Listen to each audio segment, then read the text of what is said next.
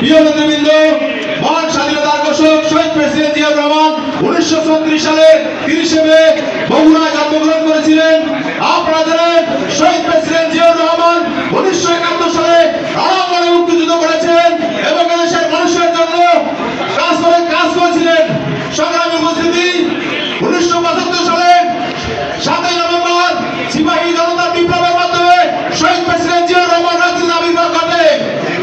অত্যন্ত পরবর্তী সময়ে বাংলাদেশে যখন রাজনীতির অস্থিরতা বিরাজ করছিল, যখন এদেশের 1974 সালে দুর্ভিক্ষ এবং এই বাংলাদেশকে একটি অস্থির হিসেবে পরিণত করেছিল, তখন এই বাংলাদেশের শহীদ প্রেসিডেন্ট জিয়াউর রহমান হাত ধরেছিলেন। আপনারা জানেন শহীদ প্রেসিডেন্ট জিয়াউর রহমান 19 দফা কর্মসূচি গ্রহণ করেছিলেন। এই 19 দফা কর্মসূচির মধ্যে ছিল গ্রাম বাংলার উন্নয়ন, 68,000 গ্রাম বাংলার উন্নয়ন করেছিলেন শহীদ প্রেসিডেন্ট জিয়াউর রহমান।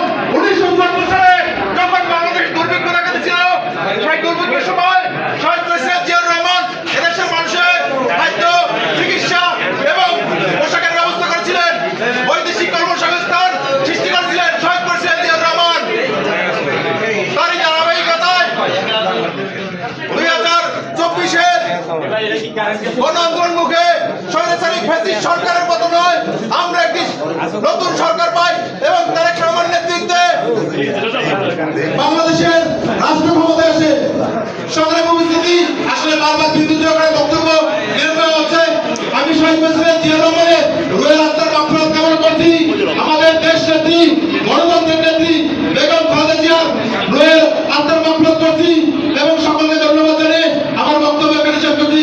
বাংলাদেশ জিন্দাবাদ, বাংলাদেশ জাতীয়তাবাদী জিন্দাবাদ, শহীদ প্রেসিডেন্ট জিয়াউর রহমান হোক, অমর হোক, দেশ নেত্রী বেগম খালেদা জিয়া অমর হোক। সকলকে ধন্যবাদ। আসসালামু আলাইকুম।